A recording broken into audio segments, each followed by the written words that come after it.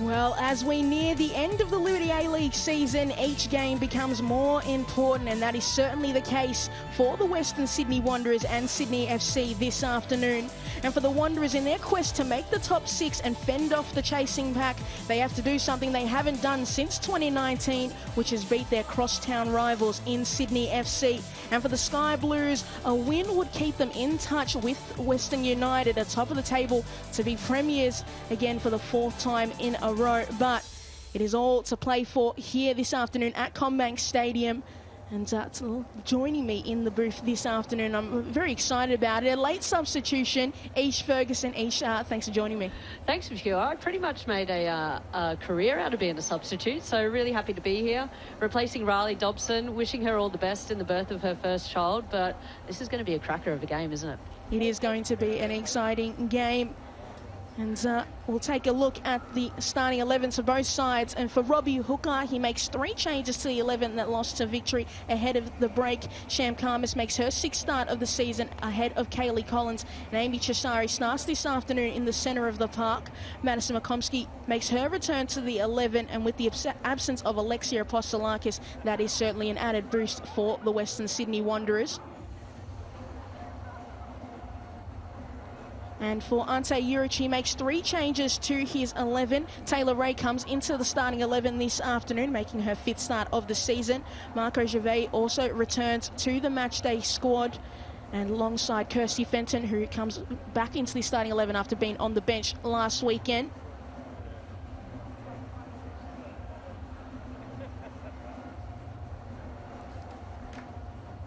But ahead of this big derby, Ish, lots to play for. Every time these two sides face off, it is always one team scores and the other is just locked out. And Sydney FC have had a chokehold on this fixture. What do the Western Sydney Wanderers need to do this afternoon in order to get the 3 points?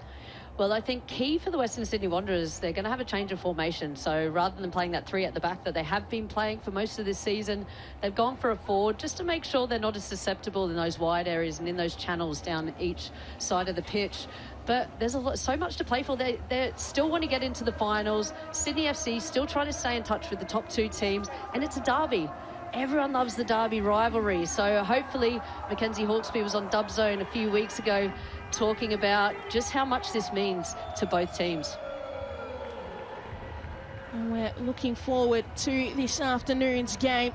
And a player who has been in some really red-hot form and has been really crucial to this resurgence for the Western Sydney Wanderers is Sophie Harding, fresh off being a part of that Matilda squad in that recent fixture against Uzbekistan. Didn't play, but how much can she take from just being in the camp?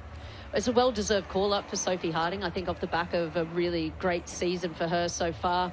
She would have seen what she needs to do to get up to that international standard. It's a tough environment to be in. It's a competitive environment, but being in that and understanding what the inner sanctuary of the Matildas is like, I think will be crucial for her. And they're going to need her leadership on the pitch today. And I think she's going to take a lot of positivity, a lot of confidence from her time in the Matildas camp.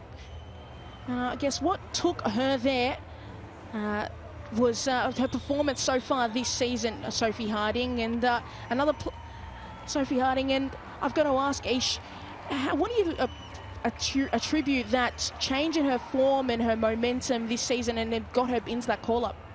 Look, I think she's had a great season. I think Robbie Hooker and Tom Samani have really put their confidence in her. They've allowed her to play with freedom. I know Tommy spends a lot of time with her, working on her finishing, working on her movement, working on her body positioning. But they've allowed her to move. Her movement all across the field has been excellent. And the confidence that she has, and they're playing to her strengths. If they see space in behind, they're using her strength of her pace, and she just looks like a much more composed and confident player. And another player who has been absolutely fantastic since making her return from the WSL playing for Brighton. She's came back. That's Mackenzie Hawkesby, but she's such an important player for the Sydney FC side. I love watching Mackenzie Hawkesby play. She's such a busy player. She always wants the ball. She's always looking in those pockets of space, looking to join up, link up play from the defence into the attack. Really like a traditional number 10. And you can see as well, already, getting the troops ready, giving them information there, organising them, and she's always vocal in that midfield, and I think her leadership qualities are so important to Sydney. And the referee for this afternoon's contest is Casey Rybelt, assistant referee Maddie Alum and Delphina Shakespeare, and fourth official Michaela Ryan. Very experienced crew this afternoon. And head coach of the Western Sydney Wanderers, Robbie Hooker. Now, when he first came into this side, they were 9 days away from the start of the season. They faced off against Sydney FC. But this afternoon, he's had a little bit more time to prepare and think about it. And what do you think of his job so far at the Wanderers this season? I think Hooks has done a great job. I'm really familiar with him, being the Matildas assistant coach. Him and Tom Samani have a great relationship and partnership, and he's turned this team around, and they've been playing some good football.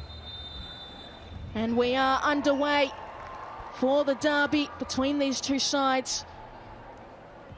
Don't know if we will get a quick of goal as we saw last night, but it is the Wanderers attacking first, and there is Sophie Harding, and that ball is cleared away. As you were on the call last night, we haven't had to race too quickly for a goal this time, which is nice to see. No, it was a quick one, wasn't it? 13 seconds for Hannah Keane, who's in tremendous form as well this season. It was an exciting game. Certainly was. And so see Sydney FC possession here. Fenton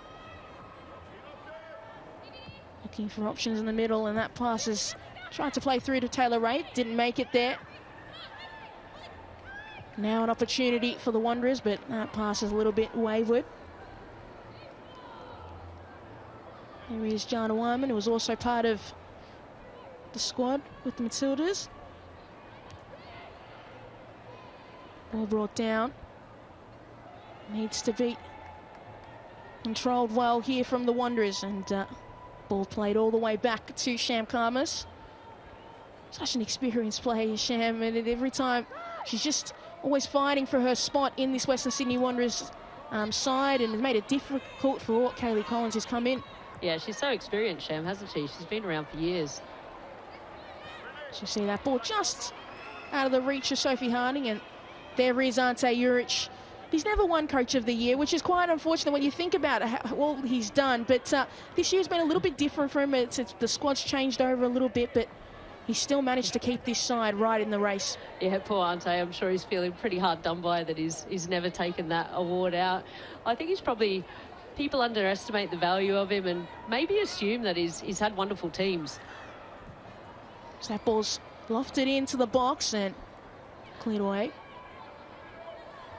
Still Matos keeps it in pitch. Still Matos, and forced to retreat back to Vicky Bruce. Great addition for this Western Sydney Wanderers side this season. Harrison sends it down the line, and a little bit too heavy, but kept in by Holly Caspers. Now played back. Matos sends it in. Can't get ahead to it. Any Wanderers, so Kirsty Fenton can keep it in. She needs to clear it away, and that ball's given away cheaply. You just saw there even Amy Harrison stepping in to join into the attack, which I think we'll see a little bit of that tonight, especially now that they've got 4 at the back. They can afford to then take that risk to push one more player forward. Komsky just a little bit too heavy. Danny just couldn't get that ball under control. Yeah, again, interesting to see Wanderers, to see them set up. They got plenty of players, want to put Sydney FC under pressure, trying to play out from the back. But having that extra player in a back forward just gives them that little bit more protection, where they have been a little bit susceptible as a back three in those channels in the wide areas. But, you know, they conceded 4 goals against Melbourne Victory, which I'm sure they weren't very happy about. It wasn't a great game for the Wanderers, and it's important for them to to keep a clean sheet and build that confidence defensively again. Ball bumbling around in the midfield, needs to be brought under control by either side, and Wanderers come away with it. Sent forward, but straight to Fenton, who knocks it back down for Lemon. Back to Abby Lemon now. He's just going to try feed it through for Courtney Vine, but a little bit too close to Sham Khamis in the end. It'll be a big opportunity for Abby Lemon just to try and solidify her spot in this squad with some of those young Matildas players away. Yeah, it's been a challenging season for Sydney FC, hasn't it? So many with major injuries, and then having so many of the young Matildas players away on duty as well. I mean, I feel like they're getting some of their crucial players back in time. We can see Taylor Ray starting today, who's been excellent when she has played, and a real attacking force in the midfield with Mackenzie Hawkesby. But they've had a tough season, haven't they? And it's hard when you aren't able to have a consistent starting 11 week after week. You're always up against it, different players, getting to know each other. But I think they've definitely grown into this season, and the momentum is there. And it all really started in the first fixture, which was Western Sydney Wanderers taking on Sydney FC, where their captain, Nat Tobin, went down with that ACL injury. But she's been around this squad so much and been still such an important part of this team, even if she's not out there on the field. Harrison through the midfield, but Thompson now out wide to Fenton. Tried to feed it through to Ray, and it's just been off with their connection so far in the early parts of this game. Yeah, they certainly have. As that ball almost given away. They have, but I love that was quintessential Amy Harrison defending, though. What Amy is so great at is actually stepping in front, anticipating the ball coming into a striker with their back to goal, and actually stepping in front and winning it. I have noticed they are trying to play the ball forward pretty quickly to try and turn Sydney FC around, and I know that's probably something just to try and take away the momentum of Sydney FC, trying to have that build-up play, turn them around, get Sophie Harding to put them under pressure, and have them facing their own goal, which defenders hate. Tumeth under pressure from Caceres, and it will be a goal kick. Done well to shield the ball out of play. Been an important player so far this season, Tori Tumeth. Was previously at Melbourne City, but has really stamped a claim on that position for the Sydney. Ball here, able to turn. Caspers, and knocked away. Harding able to get control of the ball. And that ball fed through, and just a little bit of indecision, and ball's out of reach.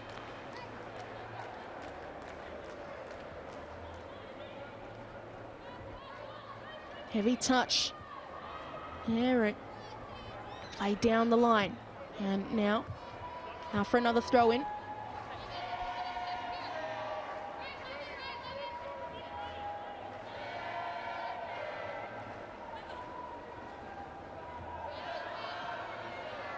Ray, here to bring it down. Now Abini. She's able to find a pass. Now to Ray, who sends it across to Courtney Vine, who's just gone slightly early, but that early sign of Courtney Vine running down that wing.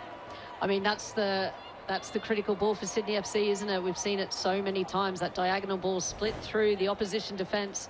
I mean, it's wonderful vision from Taylor Ray, but when you've got a player like Courtney Vine and so much space, and again, this is where the Wanderers have been a bit susceptible. But in that case, they had the additional player there. Courtney just couldn't hold her run. But that's where the danger is, and the danger has been for Sydney FC down that right-hand side using Courtney Vine's pace.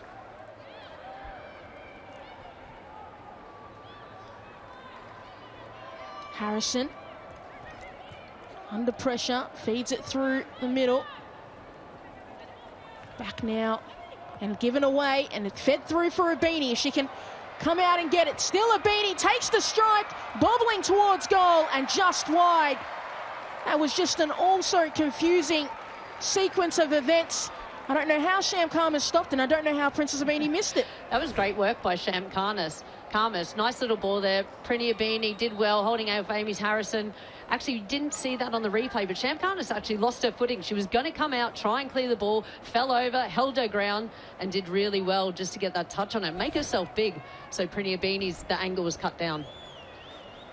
And I have to say, the Wanderers maybe just got away with that just then, as that ball's played to the near post, still in the air, headed away. Collected by Abini, sent out wide, and intercepted before it could reach Hawkesby, so will be a throw-in.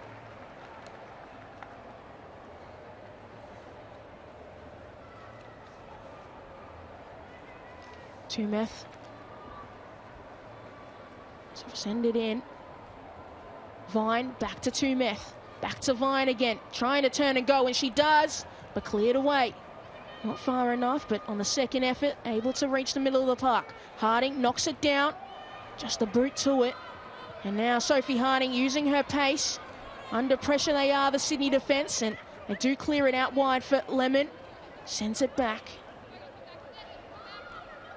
So can they do here, Sydney FC? Fenton. And Margot Chevet not able to collect it in time. Makomsky. Nice ball. Late to Caspers. Has to turn and find an alternate route. Nice bit of play from the Wanderers, and just as I said it, it's broken up. Makomsky able to win it back up high. Harding sends it in, but there's no red and black shirts in the middle of the box. So that chance goes away for the Western Sydney Wanderers. Some nice sequence of passing, but just not the final product. Yeah, what I'm liking about what I see with the Wanderers is they've got good distances between each of the players, so they're looking for those little combinations. Makomsky down that right-hand side.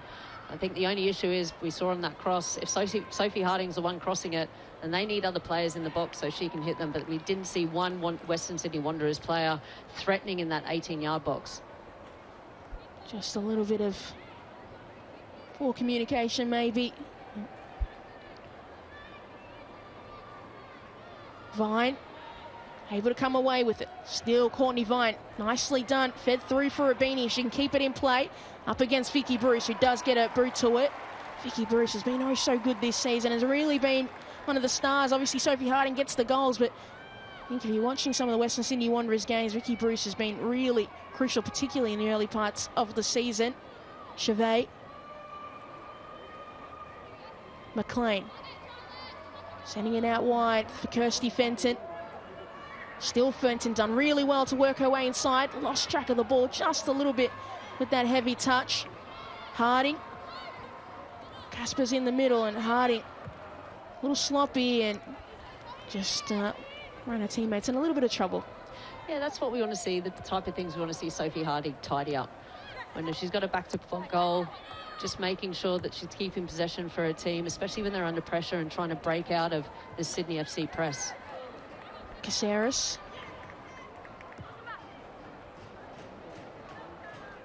Liv Price nearby, elects to go down the line. Head it there from Caspers. Chevet. Seeing Chevet just roaming just in front of the defence. Going to be that outlet pass. Fenton. Tried to feed it through to Hawkesby, but that's intercepted. And fouled. It was Caceres.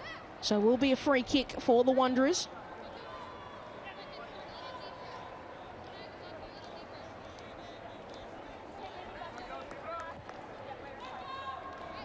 Harrison. Now to Price. Sending it out wide. They go. The Wanderers back to Liv Price in the middle. And almost broken up. Makomsky able to keep it in play, just feeds it down the line. Got some options in the middle this time. Still. And Kirsty Fenton stood up tall in that battle. It was good defending, but again, like those little bouncing into the middle, coming out, switching a play that Western Sydney Wanderers are attempting to do at the moment. Really try and stretch the Sydney FC defence to try and get those overloads, those 2v1s in the wide areas.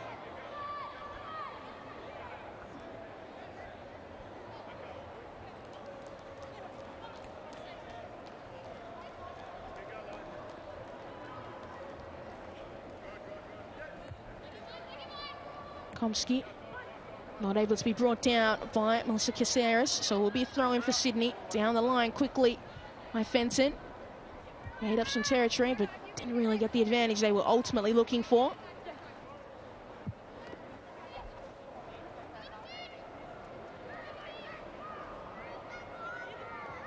Abini headed towards Hawkesby, sends it straight back in the direction of Abini, but intercepted. There's Kirsty Fenton, seen so much of her in the early parts of this game, but Abini just offside.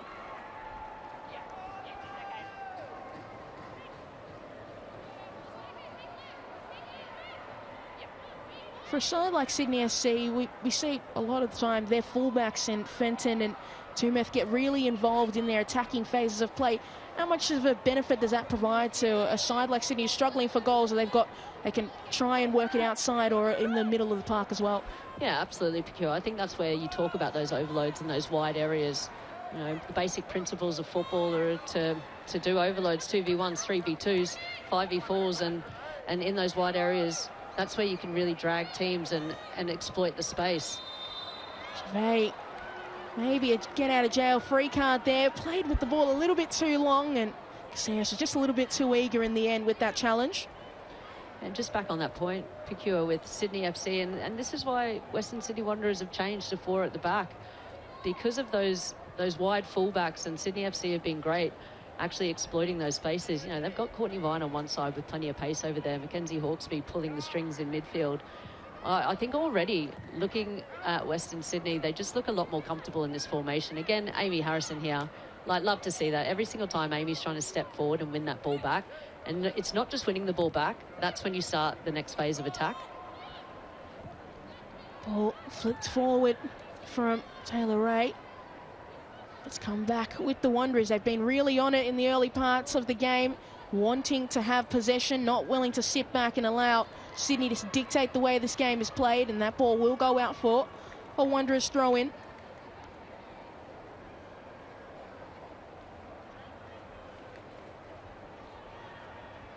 Still the Wanderers here.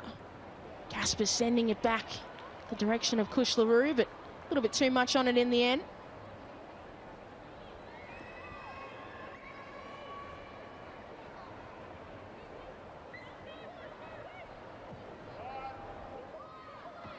Fenton once again the outlet for the Wanderers, as well as Sydney FC, sorry. And that's a strong challenge there from Kirsty Fenton. AC Rybelt says, play on. Abini, heavy touch, and just gave enough time there for Chisari to win it back, but they've won it back immediately with Ray. Chevet, Abini, out wide to Vine. Got space ahead of her, but sends it through the middle, and Amy Harrison read it well. Just find a teammate and just stop the flow of that Sydney attack. But it's coming straight back. Abini, back to Hawkesby. Hawkesby with the attempt and just wide. Maybe just a little bit too casual in the end. Well, it just looked like it got stuck under Mackenzie Hawkesby's feet there, but it was a bit of... Amy Harrison did well, stopping that cross coming in. A bit unlucky there. But this little nice little 1-2, see, she just couldn't get it out of her feet to actually make a clean contact on it. But, I mean, Western Sydney Wanderers won that ball back really easy, but it was a bit of the casual approach that let them down there, and that's how quickly Sydney can turn, you know, defence into attack in those dangerous areas, because they do have that change of pace. And that's 2 chances for Sydney FC in the early parts of this game that have gone just wide of goal as the Wanderers make their way forward now. Caceres. Back out wide to Caspers. Caceres. Kush LaRue. And given away by Rue in the middle. So straight down the middle for Abini. Once again, just ran into a little bit of traffic. And that ball's played nicely forward for Harding, who's taking it really well. Sophie Harding with the strike. And over the crossbar, but it was a nice bit of footwork to start with and just couldn't finish it off. Absolutely world-class first touch from Sophie Harding. Well, one back in the midfield, little dink there. Look at this touch around the defender, around McLean. Not her preferred foot, just leaning back a little bit on it, but one, you know, really positive play from Sophie Harding. I think what she would prefer, though, is to start getting more of her shots on target. I know I spoke about it a couple of weeks ago with Sophie. She had so many shots but didn't actually trouble the keeper, and I think that's one part of her game that she'll be wanting to improve. Yes, being clinical and scoring the goals, but starting to test the keeper more. She does have the most shot attempts in the league with 73, Sophie Harding, and she gets them when she is the main option for the Western Sydney Wanderers. That is to be expected, but if she can just get troubling the keeper even more than she has this season, which has been a really good one for her, it could take the Wanderers to another level. Absolutely, and I think sometimes for a player like Sophie Harding, you know, she's got so much pace that it's not almost like she's rushing it, but she could almost take an extra half a second just to compose herself a little bit more, keep her eye on the ball and make sure she gets a really clean contact.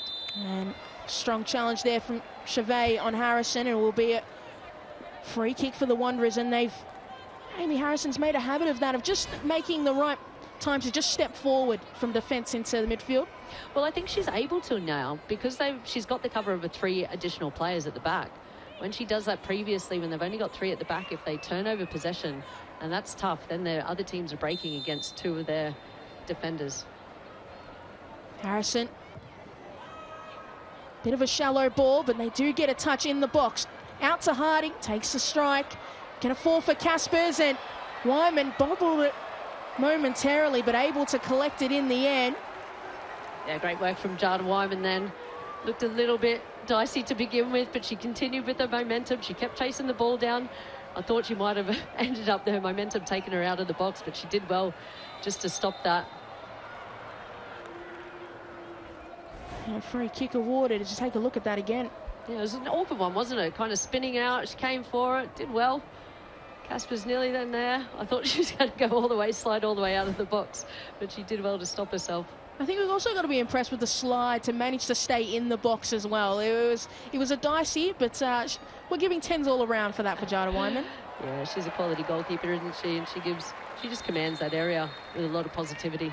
That was just a bit of a collision in the box there. Again, Sham Kharmis very brave to come out and get that, and just taking some damage along the way. Yeah. That's why I would never be a goalkeeper. Honestly, they're so brave coming out, claiming that ball in the area. Said before, I feel like Sham Kharmis, she must have been so young when I was still playing, because she's been around for so long, so has so much experience in the A-League women's. Constantly vocal in the 18-yard box as well. Is good with her feet and really brave. Like, seen her come out, and she loves to collect a striker, go for the ball and collect the striker at the same time. And you can imagine for a side like Western Sydney Wanderers, who has been difficult for them in recent years and haven't been back into the finals since the 2019-20 season. It's having a player like Sham Kharmis, so experienced, just a calm voice in the defence as well. It must do them a lot of help. It's crucial. Both these teams have wonderful goalkeepers who not only great at patrolling the back, being very vocal, almost being as an additional defender, but also great with their feet as well. So starting the play, joining in the play, the build-up play, which is what the modern-day goalkeeper is all about.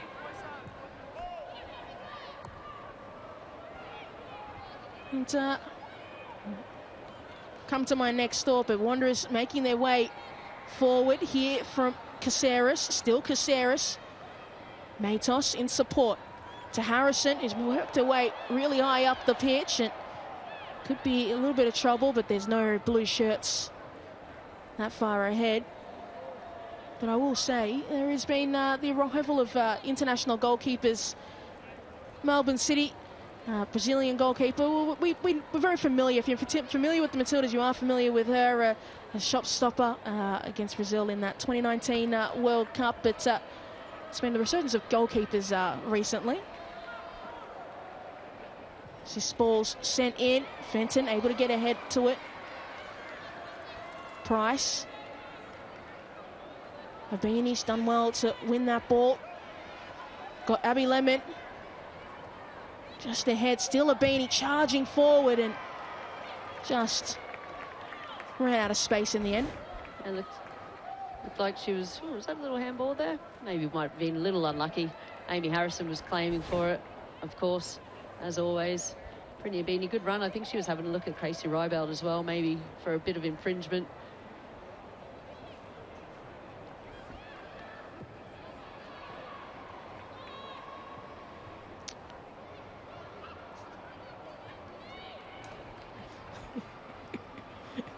As this is Sydney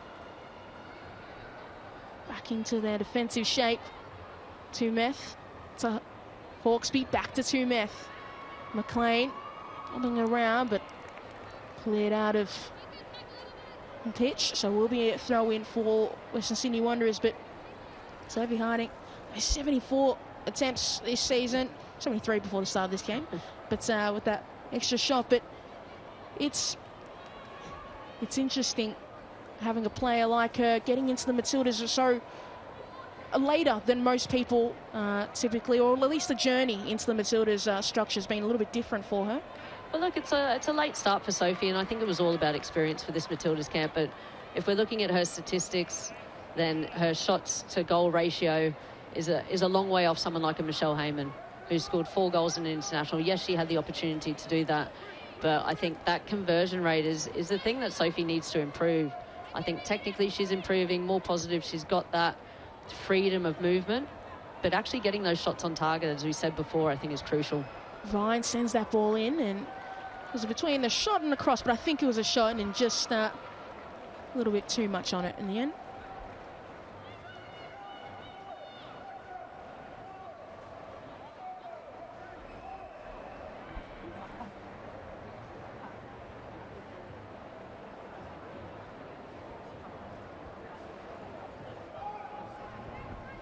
Harrison. And given away to Chevet, but given straight back to Liv Price. Under pressure from Ray. And immediately swarmed, but able to work their way out of trouble momentarily, the Wanderers. Makomsky. Price. Intercepted by Lemon. Sends it into the middle of the park with their only red and black shirts there. Makomsky down the line to Kush LaRue, back to Makomsky.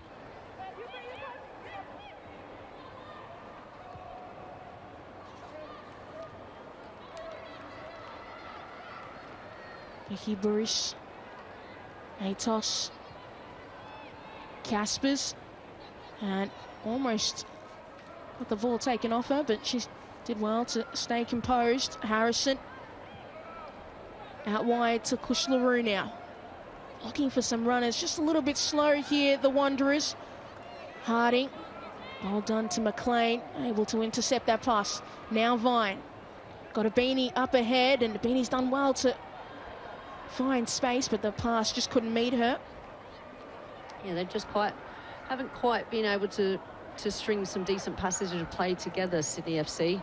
You know, we have seen them be quite free-flowing, using Mackenzie Hawkes. We haven't seen her on the ball enough, I don't think. I mean, credit to Western Sydney Wanderers. I think they're keeping possession really well. As in, Amy Harrison continues to step in to join into play and create the overload. Harrison sending it forward. If Makomsky can keep it in play, got Harding running into the middle, and well defended in the end by Thompson. Yeah, it's good play again from Western Sydney Wanderers. Nice and positive in there. What I like is the composure of a ball. Just nice little dink in there, nice way to the pass, giving Makomsky every opportunity. And it was well back from Thompson, but I mean, Western Sydney, I think have looked a more positive with the team, have a bit more fluidity in their play. Sydney FC have probably had the 2 best chances, but I think I'd have to agree with you, Ish. Wanderers have controlled the majority of this opening 27 minutes as this ball's sent deep and stayed in play. Oh, no, it's going to be called back, and it will be a goal kick.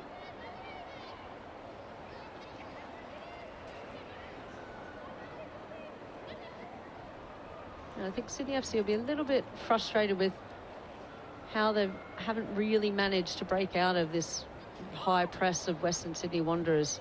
Every single time they look for that diagonal ball out to the wide areas, to break through the lines, to break out of pressure, but they haven't really been able to retain that possession. And will be to Meth to send the ball back into play. Just need somebody to show for it. And it's given straight back to Caceres. Chevet's done well. Vine. Caceres is battling for the ball, but Vine has found Mackenzie Hawkesby as the release valve. And now out to Fenton. Just sends it into the middle of the park for Hawkesby, but she didn't have the right line.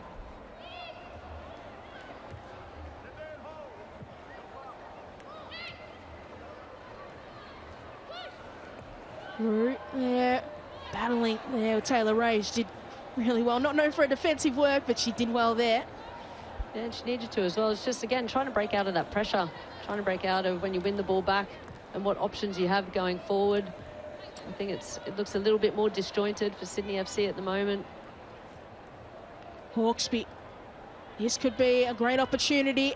Out wide to Abini. Abini making her way forward. Still Abini. And once again, just wide of goal. And Sham Khamis, as she's done all afternoon, came to meet her at the summit. And that's much better. And that's what we're used to seeing from Sydney FC. Courtney Vine with that nice little ball into Mackenzie Hawkesby. Positive, got her eyes up, having a look. Princess Abini on the shoulder. Took that touch away. I think it's well done again from Sham Khamis coming out, closing down the angle. And from Amy Harrison not giving up. But Princess Abini, she's probably felt quite frustrated with the amount of chances that she's had in recent times. She had quite a few against Melbourne City, missed a penalty, and it's almost like she just needs one of those to continue, you know, get that confidence back.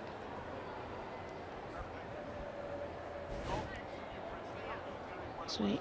Abini, maybe did she just give herself, send the ball too far forward in that run?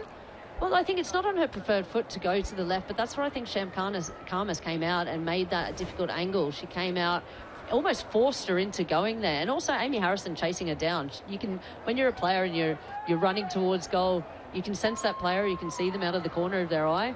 And when that pressure's on, she was trying to take the ball around and then maybe tuck it into the net. So I think Sham Khamis and Amy Harrison putting that pressure on Prini Abini made it difficult for her. Well, Princess Abini has got one goal so far this season, and she's had 46 shots on goal. So conversion rate hasn't been there for her, but she does. It's not just the goals that she provides. Sydney FC as a whole this season, the goals haven't come easy for them as a team, but it's more so sometimes her facilitating as well and setting other teammates up. Is it, Ish? Absolutely, and I think she's far more effective when she's playing through the middle. She stays connected with her teammates a lot better.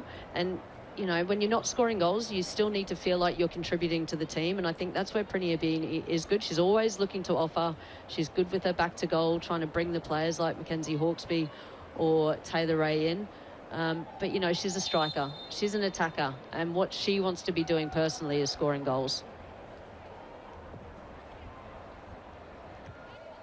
She'll be looking to get one this afternoon.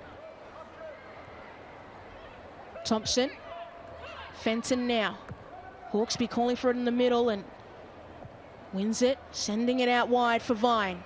Got Ray in support if she wants to use her, and that ball's fed really nicely to Abby Lemon, who could not direct it back on goal.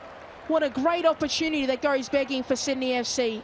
And how many times have we seen that this season from Sydney FC? That ball into Hawkesby, out to the right-hand side. Courtney Vine, where she either takes the player on, this time decided that maybe there was something. You can see her just have a little look up there. That's a wonderful ball into such a dangerous area. And Lemon, well, I think she'll be very, very frustrated. She should have got more on that ball. It was almost like she thought it was going faster than it was, and she'll be gutted to miss that. That was a huge opportunity. Just caught out, and that's 3 chances, if you are counting, for Sydney FC in this opening half that have just gone wide of goal. Some great goalkeeping efforts from Sham Khamis, but some opportunities that maybe they would have thought they could have done better.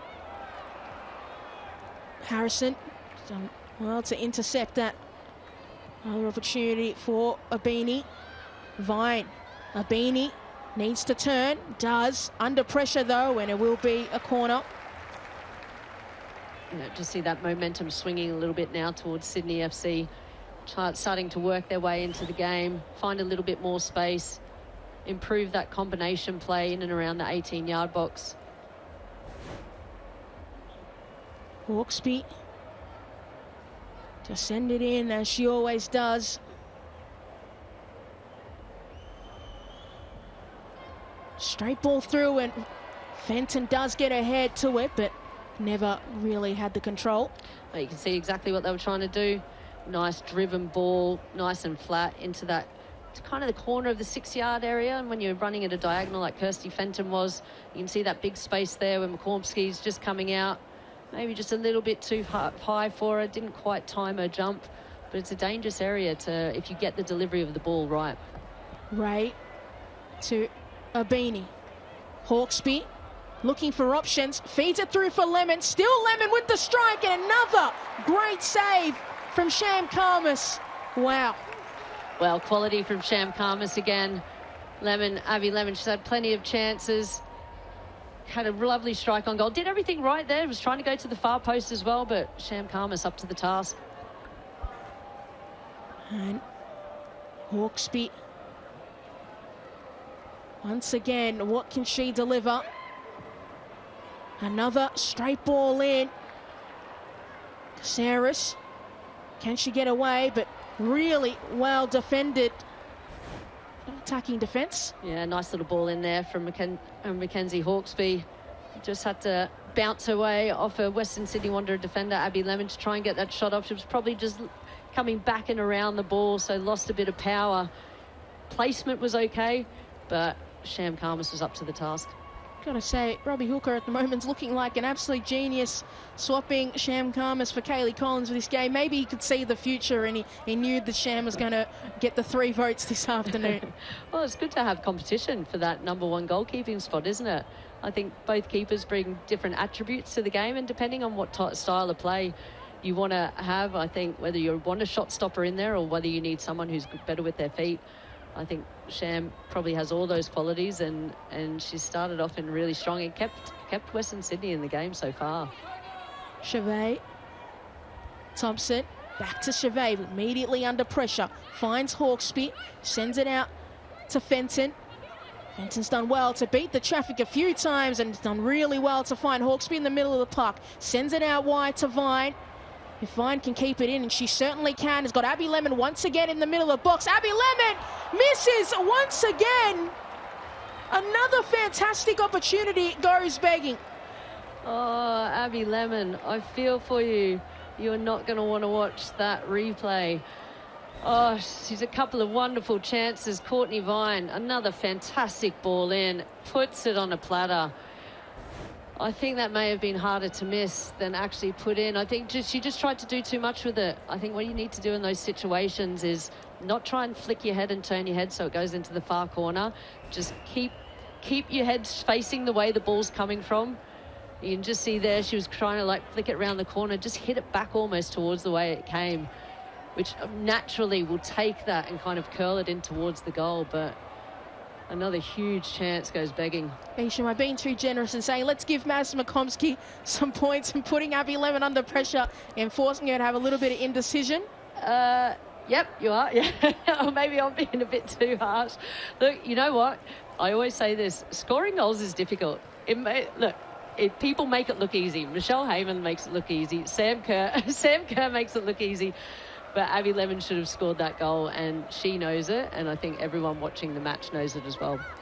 But it's certainly building for Sydney FC in the last 5 or so minutes. They've had more opportunities, and it feels like they can't be too far away from really getting one on the scoreboard.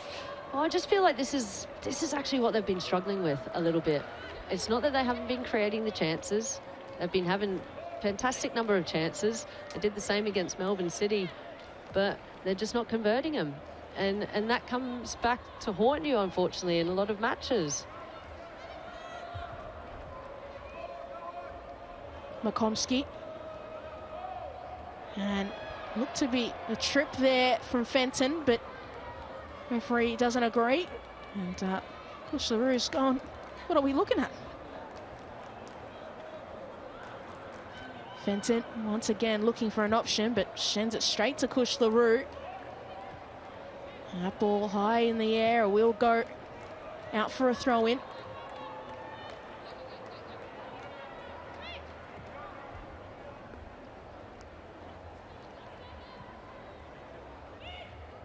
McComsky. Nice ball in for Caspers, and does get ahead to it, and Wyman as well, so will be a goal kick. A very odd situation in the end. Yeah, I didn't think it was a great ball in, but to her credit, Holly Caspers actually chased it down. It was kind of a bit of just a dink in. Looked like Jada Wyman, but as Holly Caspers putting her body on the line there, I think both players did well competing for it. Fenton. Nice flick on from Hawkesby, but read well by Matos. Karmas.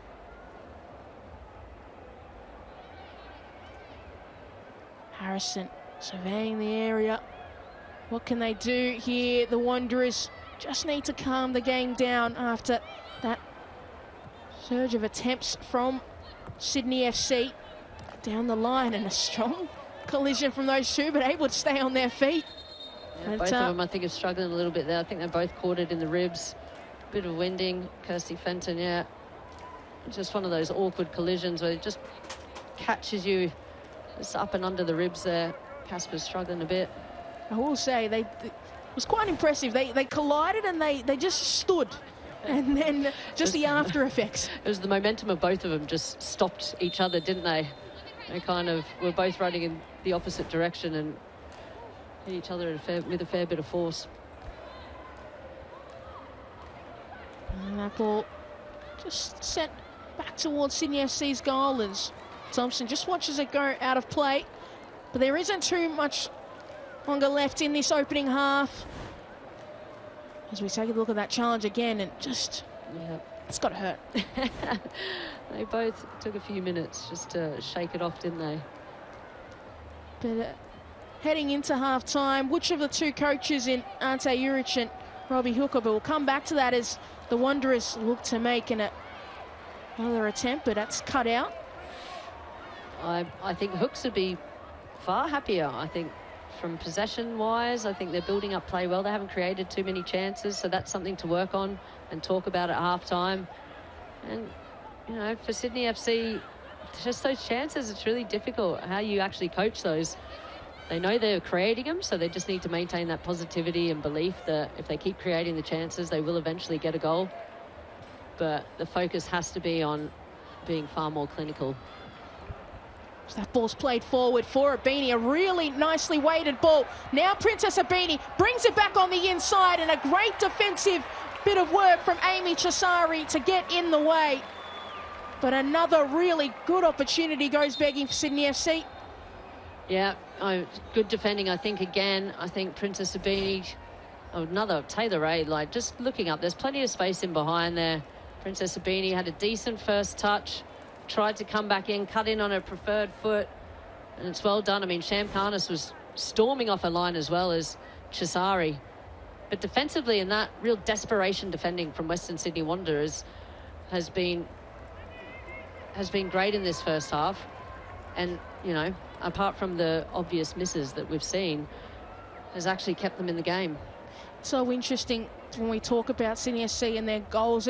It's the reason I guess it gets brought up so much would be because last season when we're looking at their goal scoring tally, they scored 43 goals last year and they've only managed to find the back of the net 19 times so far this season. Obviously, their defensive record is still as great as it was last season, so they're in these games. But what happens to a side? Obviously, they've lost a few players here and there, but the goals, it just seems to have dried up a little bit for Sydney FC.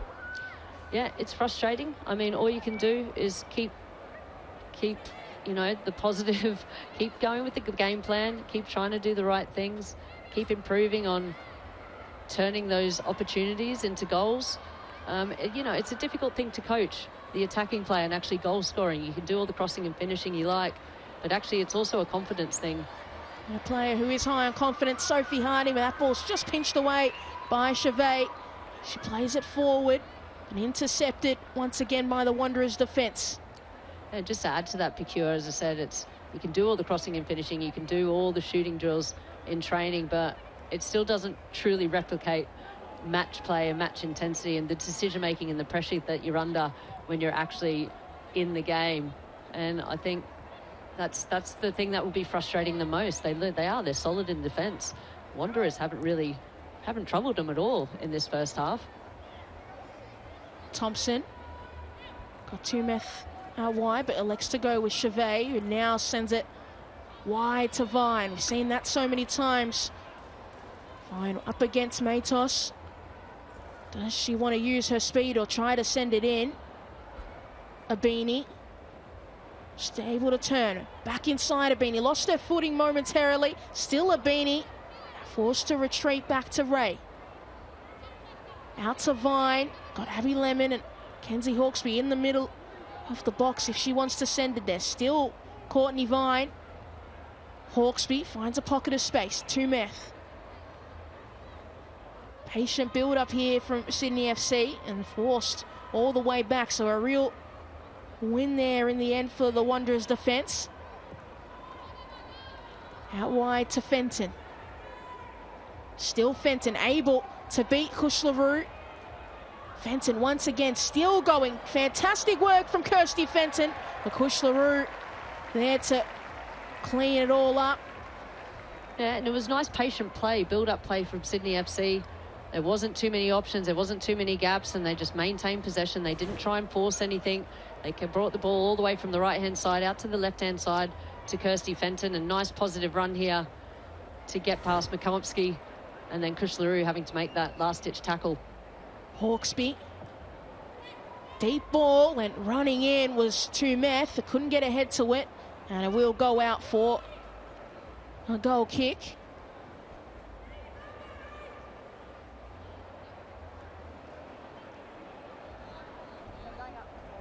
So not too long before half-time. Can either of these two sides find a goal just before whistle blows? And it will be 4 minutes added on.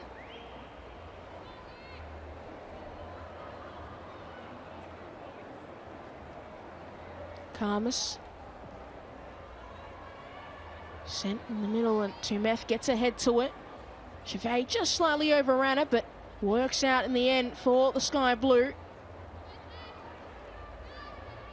A lot of running has been done by Kirsty Fenton this afternoon, and that attempt doesn't work out.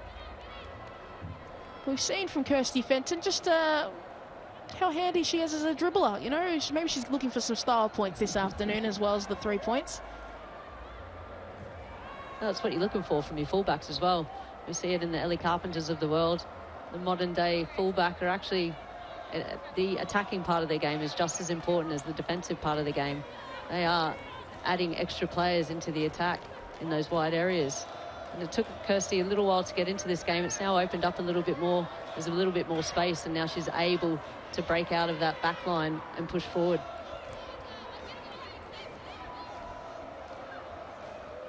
Jasari treats back. McCombsky. Harding forced out wide once again. Has to retake that cross attempt, and Taylor Ray intercepts the pass. Abini able to bring it under control. Sends it back across, but too heavy with the pass. So Harrison to McCombsky. Back now to Hawkesby. Ray. Chevet sends it out to Vine and then loses out to Matos. Matos has to stop, turn around. Find Caceres, and Chevet intercepts the pass, but given straight back to Chisari. He's in a battle there with Hawkesby, under pressure, and wins a free kick for her side. Yeah, Chisari did well there, just getting her body in between the ball and Mackenzie Hawkesby.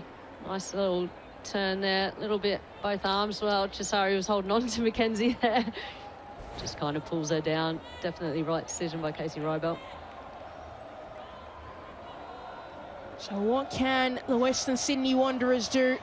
Can they get a goal just before half-time? Sydney FC have had the better of the chances, but it would certainly sting Fante Juric's side if the Wanderers are able to score now. Harrison with the ball in. Komsky gets ahead to it, but straight into the hands of Wyman. He's going to play it quickly out. And Vine just maybe lost the ball momentarily. Sends it down to Tumeth. Waiting for some support, and that pass was too shallow and cleared away by the Wanderers. Fenton into the middle of the park, but not long enough. Rue straight to the feet of Ray. Forced to send it back to Tumeth. Wyman will send it long, and read well by the Wanderers' defence. So not long left, and you don't want to make a mistake here if you are Sydney. Caceres. Chisari Price. Just calm, build up, and under pressure from Abini now. Caspers. Still Caspers down the line and cleared away to Ray. But it's not going to have any, they're not going to have any time, Sydney SC, to build up that play. A frustrating half for Sydney SC and Ante Juric, and a lot of control and possession for the Western Sydney Wanderers. They couldn't really get the product they were after, but it's been an interesting first 45 minutes of football here at CommBank Stadium. But at half-time, it is Western Sydney Wanderers 0, Sydney FC 0. And it is so many chances for Sydney SC, and to be frustrated each that they haven't put one on the board. Yep, they had enough opportunities to score. I think Champanis did well against Princess Abini in this one. It was a lovely ball through from Abby Lemon. Sham just lost her footing, then got up again, held her ground. And Amy Harrison collecting Princess Abini as well, putting pressure on her. You take a look at this other chance, just as you mentioned in the broadcast, Ish, getting her foot stuck under the ball. Yeah, just didn't get that big enough touch out of her feet. Love this ball from Mackenzie Hawkesby. I think this is something that Sydney FC are always looking for. Her and Taylor Ray. That's a quality ball in from Courtney Vine. That is where you want it. That is put on a platter. Just rolling it into that 6-yard box. Really difficult for defenders. And Abby Lemon will be gutted she missed that, but she'll be even more gutted that she missed this open header. Again, nearly exactly the same highlight, isn't it? Ball into the box. Just tried to do a bit too much of it. Tried to flick it around the corner rather than just get a solid contact on the head, on the ball.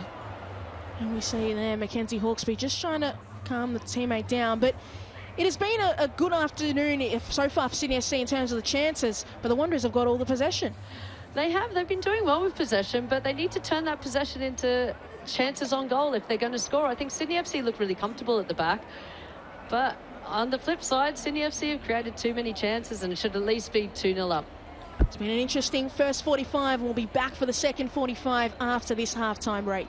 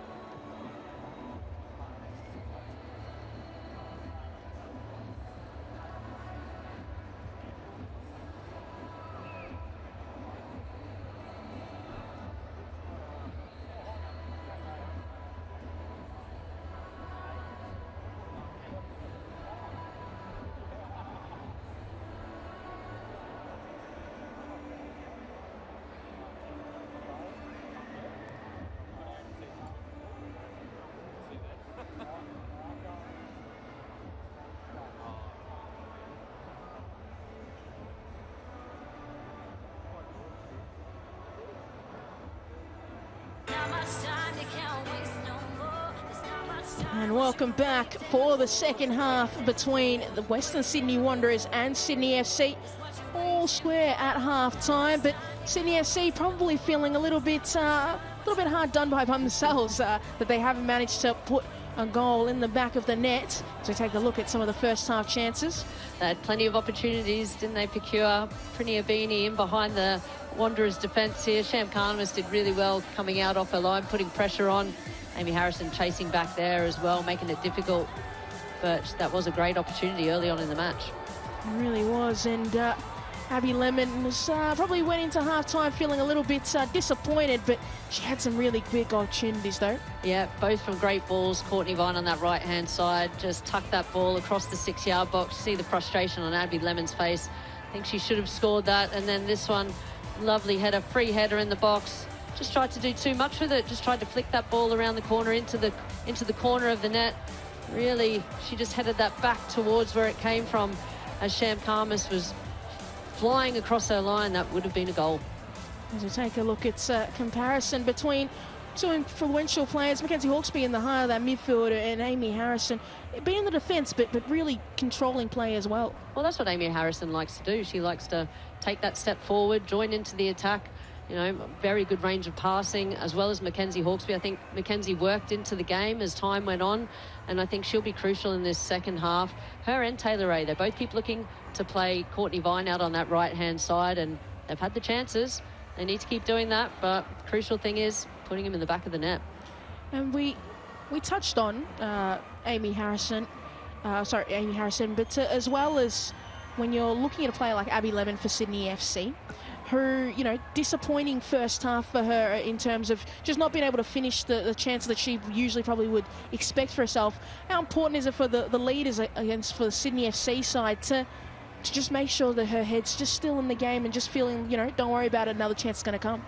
That's what you have to do. You just have to keep improving on every opportunity. If it doesn't go into the back of the net, you think about it, you analyse it, and then you make sure that you improve on it the next time round, and that's all that Amy Levin needs to do. If Courtney Vine keeps giving those balls in, she'll have plenty more opportunities to rectify those misses. Just a little miscue there at the start of the second half, but we are all underway here as Sydney FC get us going for the remaining 45 minutes. Can either of these sides capture all 3 points? Is that ball sent out to Matos, who flicks it back into the path of Caceres. Has done well to beat a few. Harding to Kushlaroo, feeding it out to Caspers, and well defended by Thompson. A nice little bit of play there, Western Sydney trying to switch that from left to right. They were just lacking that overlapping run into that space in the wide area.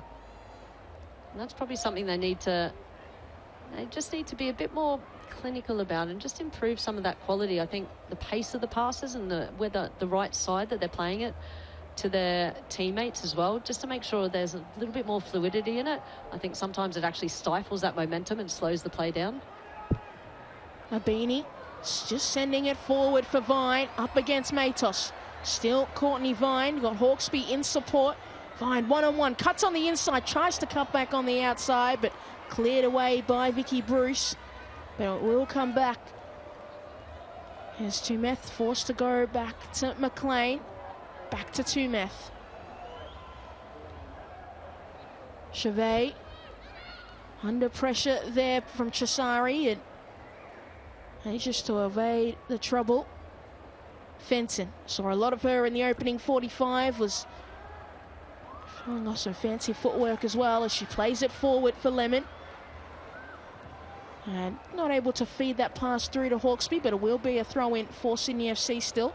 Well, I can just tell you how important these games are to our current Matildas. I've just had a message through from Ellie Carpenter, actually. She's actually watching the game. Jet lag's got her good.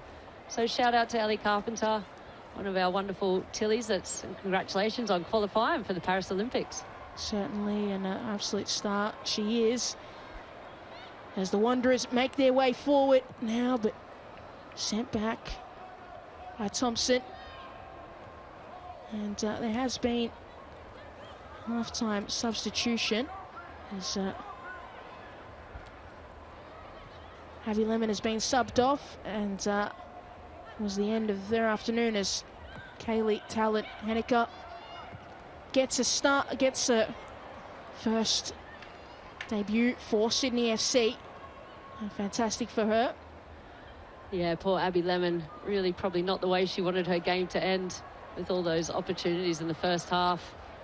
She'll probably be still, she won't want to see the replays of those misses, will she? But good opportunity for Talon Henniker. Inject some fresh legs into the game. Looks very warm out there. You can see the Sydney FC jerseys, how dark they are from the amount of sweat. It's been a very humid day in Sydney today. Certainly has. And Abini looking for support. Hawkesby tried to feed it through, but that will go out for a throw-in.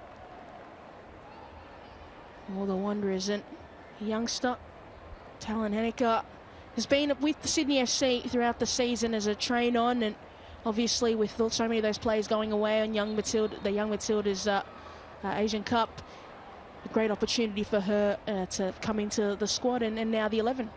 Look, I think that's the positive of losing so many players to the international calendar, is that it gives other players and young players an opportunity to see what it takes to make it at this level, and then even push on to national team selection and potentially moves overseas. Fine. It's done really well to evade some issues there, and Hawkesby not able to bring it all the way back, but a nice bit of burst of pace there from Courtney Vine, and another chance goes begging. Yep. It's always down this right-hand side, isn't it? She's just so dangerous. Quality of taking players on with the ball, being nice and positive. Those couple of those balls in the first half were absolutely exquisite. You know, they're absolutely put on a platter to be finished. But they've just got to continue doing more of the same. I mean, this is quintessential Courtney Vine, isn't it? Cut in left, cut right. She was looking for Mackenzie Hawkesby there, just trying to clip that ball around the corner to the far post. But she was just, positioning wasn't quite right. Abini got Vine out wide, finds her again with Matos, and cleared away by Vicky Bruce. But that's something, I guess, when you're looking at Courtney Vine, is the sign of her confidence and her just playing such free football when she's going at players and just driving forward. Yep, absolutely. That's what Courtney wants. She wants that space in front of her to make that decision whether she takes the player on the outside or cuts back on the inside. It's that high ball. It's the far post. Thompson not able to get a clean header on it. Needs to be sent away by the Wanderers defence. Manages to be done. And it will go out for Sydney SC throw in.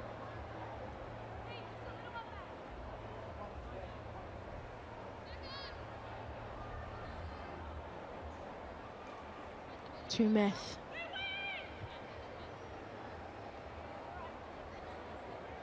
Just looking once again.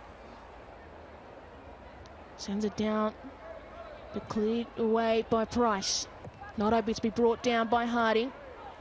Hawkesby, a nice flick on, and another one again from Abini, but this time just a little bit too heavy. With the header.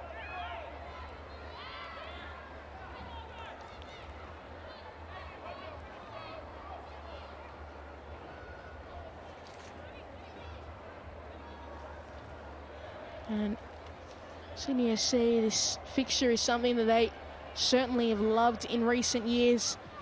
In the last 8, they've won 7, they've only drawn once, so would love to keep that going. And for the Western Sydney Wanderers, so far it's going relatively well. The goal tally in the recent fixtures hasn't been quite so good for them. Abini under pressure, uses the help of Tumeth and feeds it down the line, but not able to be controlled by Vine. Just coming back once again. Abini. Jasari fighting for it, but Vine's done really well to come away with it. Still Courtney Vine fighting for the ball, and she gets to her feet first. Still Vine. What can she do? To the line once again, and this time it will be a goal kick. Yeah, not sure about that. Definitely thought that was a corner. I actually thought Tumeth a little bit further back should have actually turned out and tried to get the switch of play. There's so many bodies in this, but Courtney Vine just kept battling away, taking touches, had 2 players here, standing them up again. Always difficult. You know she's got the pace, wants to get to that byline and try and cut it back across goal. And, well, that was a definite corner. She was a bit frustrated. I'll maybe get my eyes tested, but I think I have to agree with you, Ish, on what I thought I saw. Caceres. Amy Harrison That ball just losing it in the middle of the park. Chevet driving forward. Now forward for Talon Haneker. Gonna bring it on the inside, but Komsky's stood up well in that challenge. Need to clear it away from their defence. Has just been stuck here for a little bit too long. Just a little bit too much pressure being absorbed by the Wanderers. Yeah, you can just see Sydney FC starting to get on top and dominate possession, keeping the ball, maintaining and controlling the tempo as well. That ball's won in a really nice area, but given back immediately. They won it. Caspers, and that pass from Price just didn't have what it needed, and now Courtney Vine has been released forward. Here goes Courtney Vine, got a beanie in the middle. She wants to use her. Still Vine with the attempt. And across the face of goal. I don't know if it was a bit of confusion, if it was a pass or a shot, but it just didn't look right in the end for Sydney FC. I mean, this is the story of the game for her, isn't it? Courtney Vine cut inside. I think that was a good angle. She was trying to cut it across goal for Princess Abini. I'm going to be pretty critical here. I think Prinny Abini, if she wants to get onto that ball, she needs to go hell for leather at that near post, dive in, try and get something on it. Almost looked like she just hesitated a little bit. Bit of pressure from Amy Harrison, but it was like that indecisiveness again that really cost Sydney FC. And for a side with a lot of experience, you wouldn't even expect that, but now it is the Wanderers coming the other way, and that ball's fed through for Kush LaRue, but forced her too far wide. She sends it back across. Price able to bring it down and not able to get the touch as she's swarmed by the Sky Blue. Still in the box, needs to be cleared away by Sydney FC, and finally done by McLean. Vine, good control of the ball and a heavy touch to follow. Caspers gets ahead to it. Still Caspers, and free kick's been awarded, so get away with that Sydney FC in their defence. Well, they still had plenty of numbers around the ball, didn't they? Even though there was kind of bouncing, bobbling around there, trying to clear their lines. But just case in point again of the wastefulness, I think, of Sydney FC, which would be frustrating them just as much as it would be frustrating Ante Juric and their fans. Hawkesby out wide to Talon Haneker, who takes the strike, and that was never going to trouble Sham Khamis from what we've seen from her this afternoon. No, appreciate what she was trying to do, but that was an easy take for Sham Khamis. Harding under pressure there. Price by Ray, who's come away with the ball, still riding the challenge. Taylor Ray. Vine doesn't have anybody in support. She just sends it near the box, and Hawkesby almost was able to corral that into an opportunity. Abini got Vine in support. Ignores that, goes to the line, and the ball finds Hawkesby, and she just really couldn't bring that under control. So able to reset here, Sydney FC. Thompson to Fenton.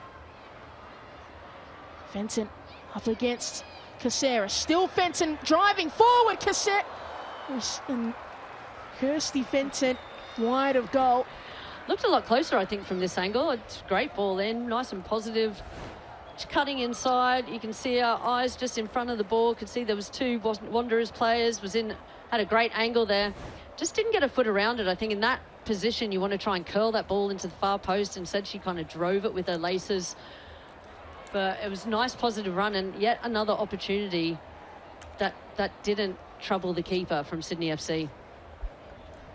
Poor in the end, and they're creating chances. They're just not finishing them this afternoon, and there's been a story of their season, as we've mentioned. Yeah, it's frustrating. It's really difficult. Sometimes you just need a few chances to drop to get that confidence, almost to get that belief back in you.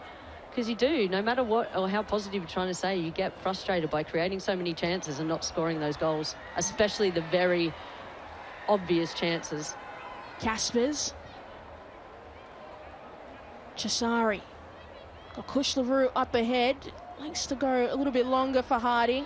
He's putting McLean under pressure, but dealt with And just look at that shooting accuracy. How many times have you seen that, Ish? That looks like my shooting accuracy, actually. The bad and the worst. But I think that's exactly it. I think both these teams need to improve on that. I think they don't test the opposition keepers enough. Sydney FC on one hand, but they're the ones creating the chances. But you know, I think it's the toughest thing to coach in football is attacking play and finishing. You don't want to become too predictable in the final third, and you need to believe and trust in the quality of the finishing from your attackers. Harrison. Chisari. Makomsky sending it back to Harrison. Got runners up ahead and tries to use them, but headed away into the path of Tumeth. He just sends it forward for Courtney Vine. We're seeing a lot more of her using her pace in the second half, and ball will go out for, looks to be a corner or, a throw-in. Yeah, well backed by Bruce there. Got to keep up with the pace of Courtney Vine, but she did really well, committed herself into that.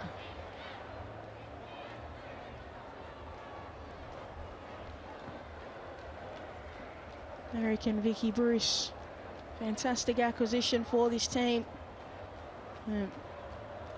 Crucial bit of defensive work from her. Nabini playing it to Ray, who just can't get as much control as Hawkesby. With the follow-up effort over the crossbar. It was always going to be tough for Mackenzie Hawkesby to get that on target. She was standing still, ball almost came to a stop. Little shimmy backwards, and then it's always going to be difficult to get your head over the ball with little momentum. Dangerous ball played out, but just sent long to clear their lines. Falls for Caspers, but a heavy touch just takes it out of their advantage and straight back to Sydney FC. They win it back immediately. Caceres ran into the path of Ray. Tumeth now back to Caspers. Chevet. Little ping pong here, going back and forth with possession, but Wanderers coming away with it. And Kush LaRue, heavy touch once again.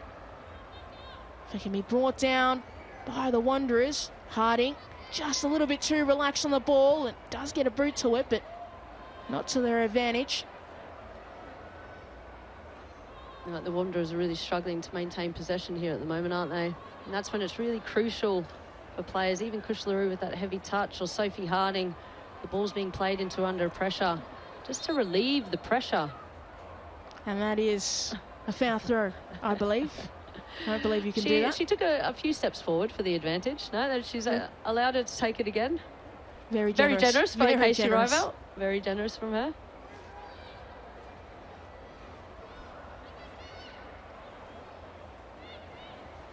There's Bruce. Now out wide. Chisari. Still Chisari. Doesn't have many teammates in support, but has done well to hold it up. Caceres with the attempt. Cleared away. Vine. Hawkesby. And timely challenge. Price. Kush LaRue does get a boot to it, but Caspers was just ushered out of the path of the ball.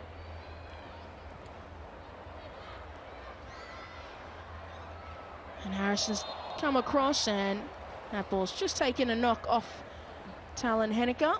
I think that was a nice, timely stop in play. It was all been a bit messy there, bouncing around, going from one team to the other. Neither team able to actually control the tempo or the possession.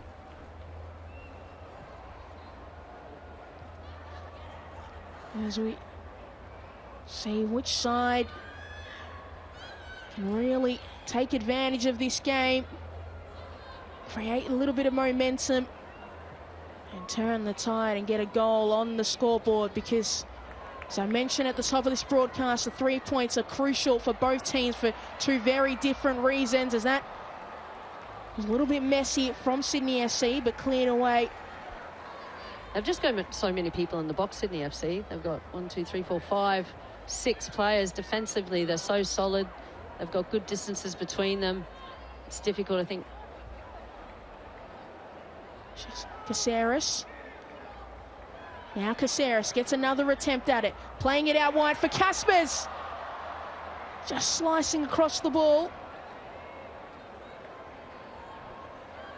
Will it be another quick attempt back into the box and just forced to retreat the Wanderers?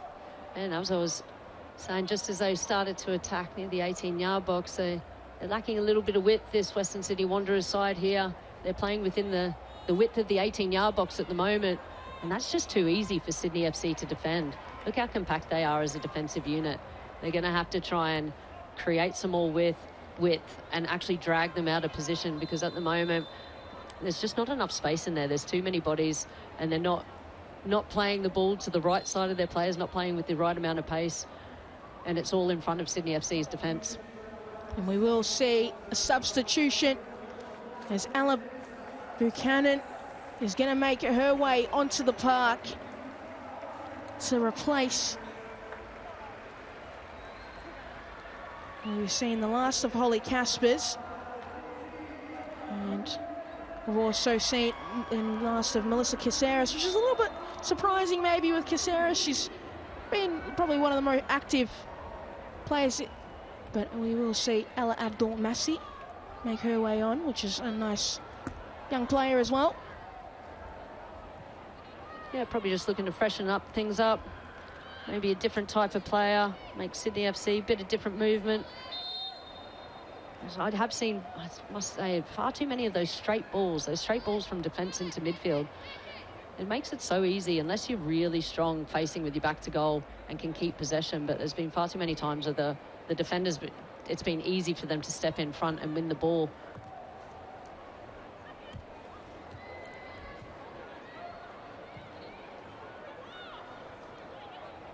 Buchanan.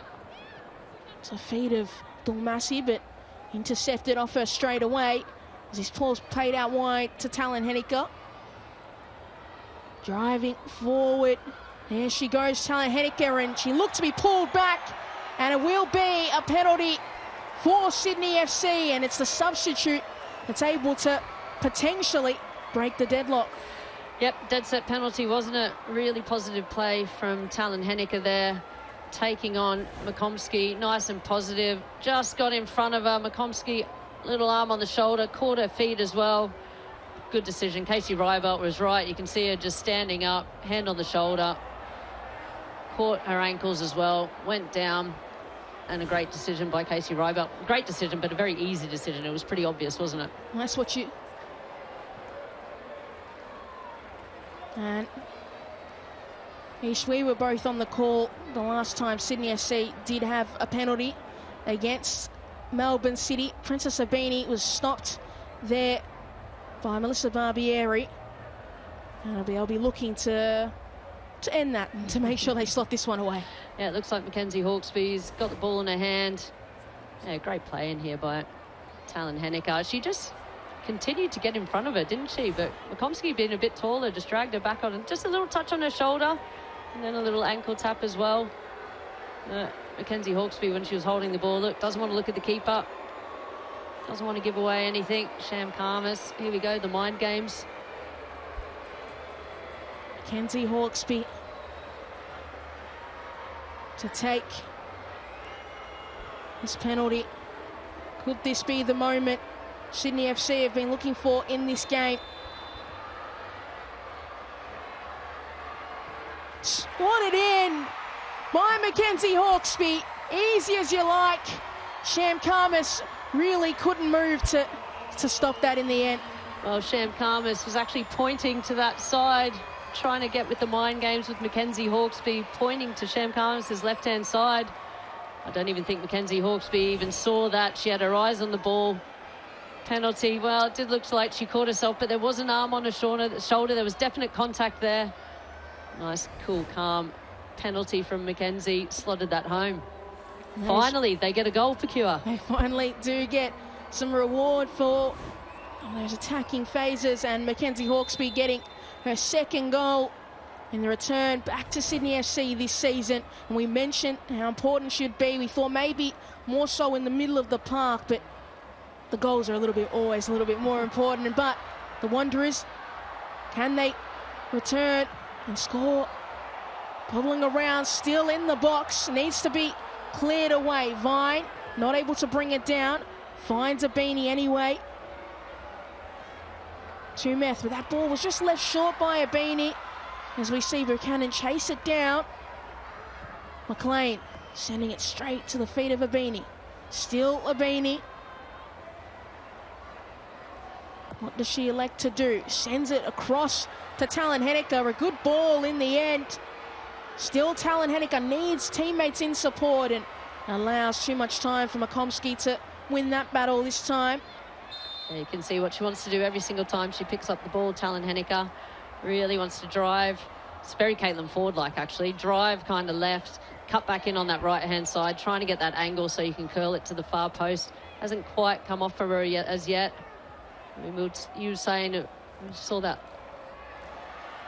That ball just a little bit too hard for Abini to collect. We were seeing that replay of the penalty procure where it looked like, Talon Henniker still caught her own feet, but I think it only needs the slightest amount of contact. But Makomsky had her hand on her shoulder. There's a tiny bit of contact as she kind of stood up, which then makes your momentum kind of catch yourself as well. But I think there was definitely enough contact there on all accounts to warrant the penalty.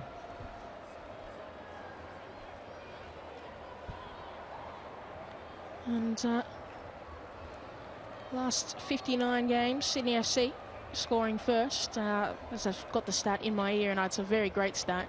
They haven't lost a game while being 1-0 up. And I think that's a fantastic record. I think a lot of teams right now would. Well, I think historically against the Wanderers as well. They're on top, aren't they? So this derby is owned by Sydney FC. And to be fair, I think in tonight's game, they should have been owning it a lot more. And we are going to see the return of Shay Connors. She's been out with injury. And they signed her at the start of the year. There's so much expectation to fill in some of those goals, and it just hasn't necessarily worked out for Sydney FC, but able to be replacing Princess Abini, who's just had a difficult afternoon. Yeah, Connors had a great season with Brisbane Roar last year, didn't she?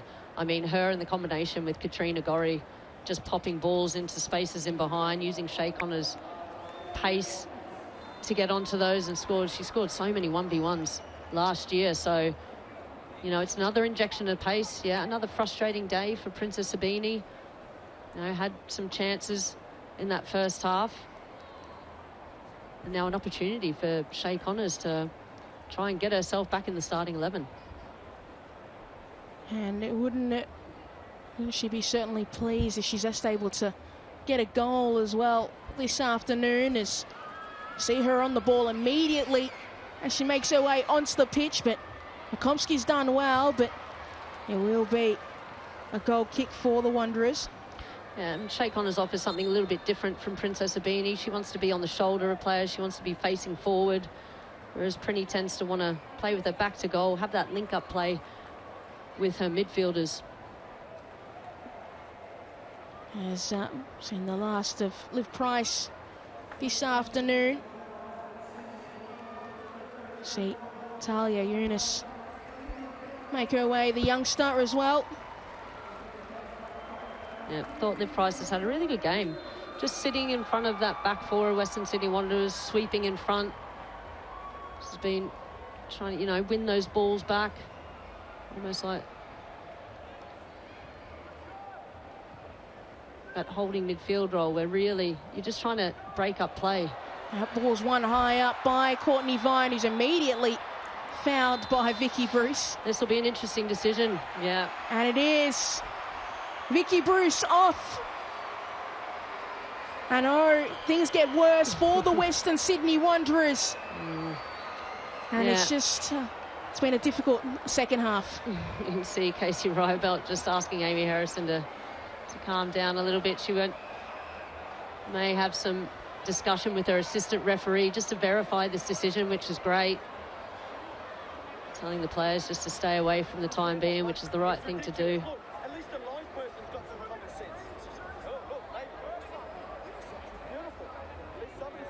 I can hear Robbie Hooker not happy with that decision. Yeah, Certainly not. Decision would be that she was in a goal-scoring position. There was no player impeding her after Victoria Bruce brought her down. Amy Harrison will not, is still certainly not pleased with it, but it will stand. So that is the last we've seen of Vicky Bruce. And we'll take a look at that again, Ish. Okay, so she's probably saying that Amy Harrison was too far away. I mean, that's the decision. They're making the assumption that if Courtney Vine wasn't brought down there, that she would have the pace and had a straight line at goal and had a goal-scoring opportunity. I'm going to have to say I don't agree with it. I think that's a pretty harsh call. I think it's obviously definite foul. I think for the red card, it's a pretty harsh call. I think Amy Harrison's movement back towards here, she had plenty of time to actually go and close Courtney Vine down if the contact wasn't made. And I think we've obviously got the benefit of having a look at the replay, that Casey Rybell's got to make that decision just as the game is played, but it's a harsh decision. Well, I think what Hooks is frustrated about, obviously, Casey went over to have a discussion with her assistant referee. So if potentially Casey didn't have a particularly good view of it and maybe didn't see how close proximity or the momentum of Amy Harrison. Okay, so now she's got a yellow card. Right, okay. Okay, well then that's the right decision. Well done, referees. You know what? I take back everything I said. But now she's gone off again. I'm really confused, Picure. You're confused. I'm confused. I think everybody's confused. What's going on? So let's a quick recap. Vicky Bruce has got a red card after the challenge on Courtney Vine, impeding a goal-scoring opportunity. Yep. Western Sydney Wanderers a little upset. Referee Casey Rybell just maybe mistaken identity, gave a yellow card once again, but the red card still stands because it was first. Sure, I'm glad. Great, thanks. I'm still confused. But did she give the yellow card? Was the yellow card to Amy Harrison rather than Victoria? I don't know. Well, we'll get some confirmation. But Hawkesby with the delivery got some runners, and Kirsty Fenton couldn't direct it back on goal. I mean, that would have just topped everything off if they'd scored, wouldn't it? It certainly would have. But now,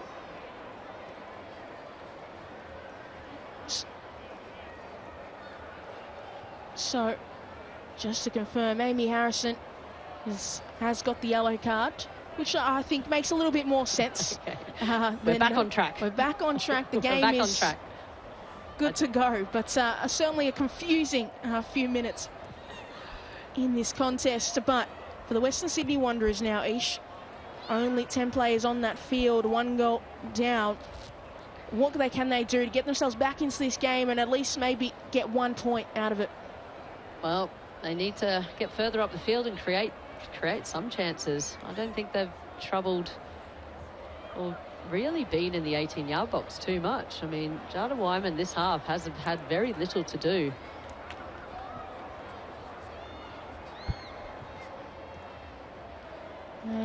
Only 4 touches in the box for Western Sydney Wanderers in Sydney SC's area, so it hasn't been what the attacking half that they would have liked. So that ball's played forward for Shay Connors, just a little bit too much on it as Sham Khamis just wants to get play underway quickly. And I think, Ish, will we expect more long balls out of Western Sydney Wanderers defence just to clear the lines and put their defence under less pressure?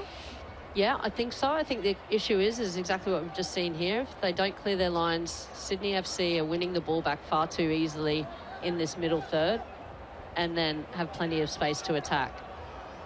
So even here, pressing high up the pitch, I think is a dangerous game for Western Sydney, because as Sydney have broken their lines really easily, now look at the space that they've got to attack in. Fenton, O'Connor's calling for the ball, but goes with Hawkesby as a short option. And just not on the same page there with Talon Henniker.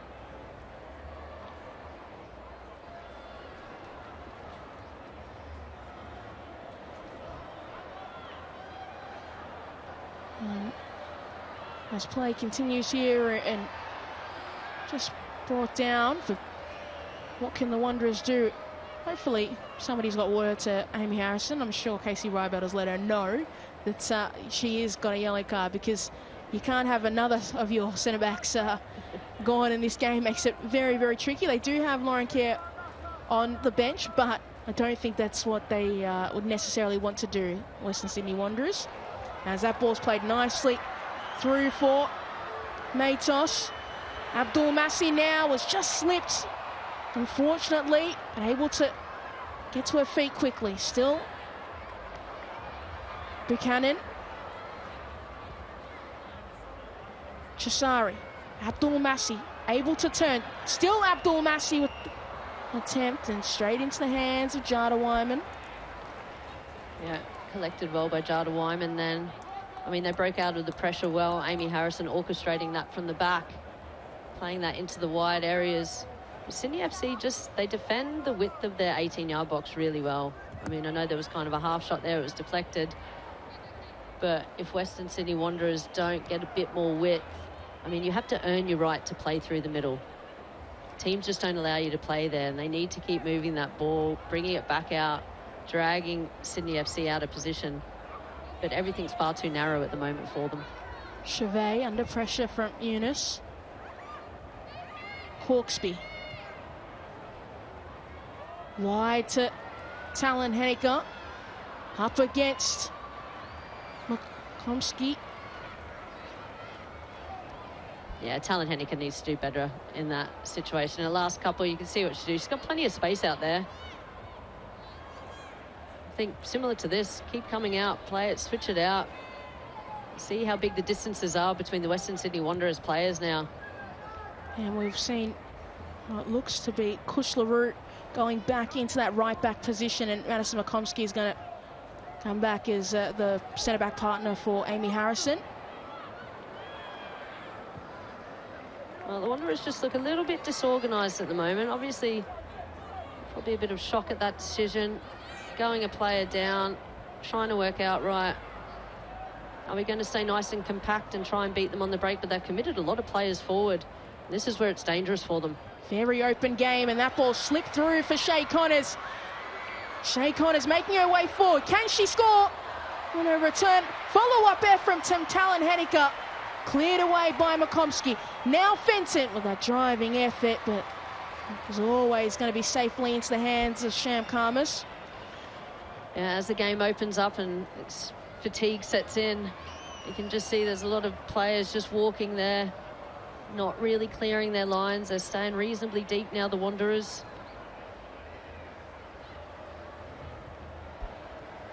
Vine. Chevet. Ray. Fenton. Shay Connors calling for it, and ball as it slipped through. Just didn't have the angle, maybe. I think it was the right idea. The space was there. Shay Connors, nice little, just trying to stay in between the two centre-backs on their shoulders, out of their line of sight.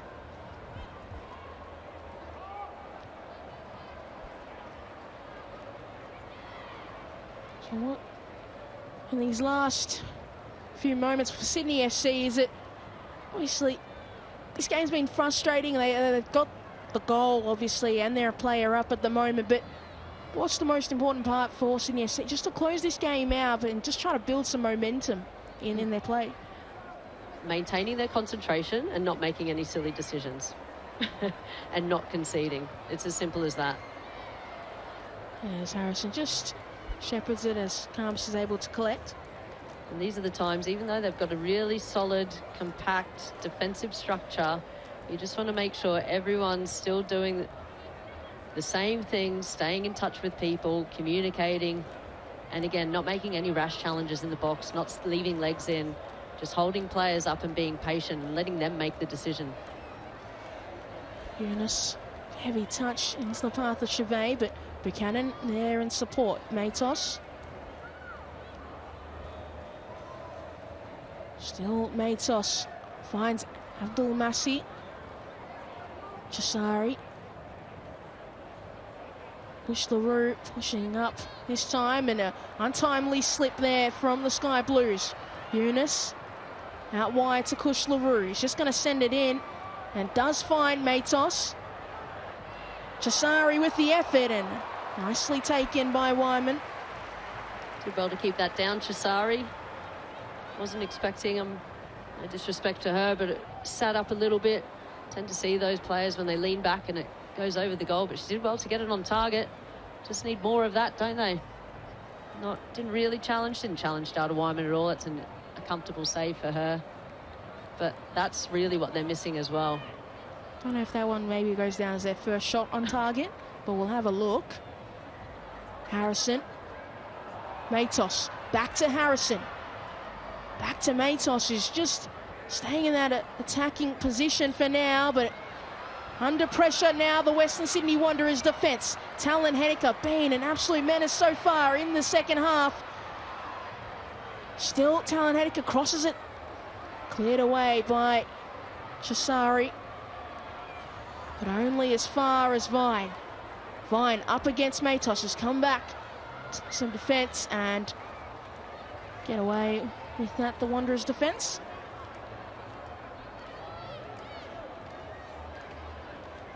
Eunice. Forward for Harding. Haven't seen too much of her in the second half. Back to Eunice. Got Harding out wide and just seeing a few more slips as the game goes on.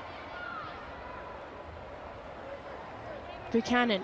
Substitutes really combining for the Wanderers. Seem to be, it's going to be most likely for them to score if they can get something out of this game.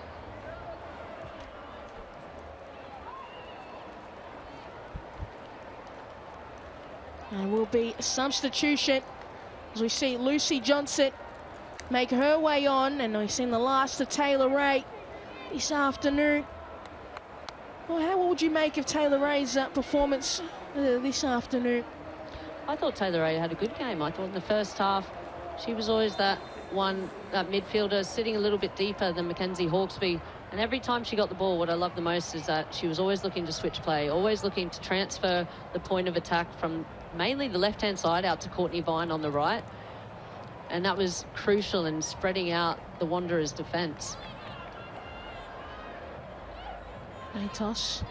Eunice. Back to Matos. Harrison. Has done well to turn away from trouble, but it is coming back the other way. Chevet. Got Talon Henniker through the middle. Elects to go with Shay Connors, who was a little bit further back. I don't know if that was necessarily the way to go, but a chance goes begging. Well, there's plenty of space out there. Maybe the ball just not the best angle on it. I think those little improvements in quality is really what's needed from Sydney FC. I mean, credit to McComsky. She chased her down and was able to get a tackle in. Just got to say, for Kaylee Talon Henniker, first ever game in the Liberty A-League competition, it's been really lively in her movements and really seemed to be most likely to create something for Sydney SC in this second half. Yeah, that's what you want to see from younger players. They play without any fear. They take risks.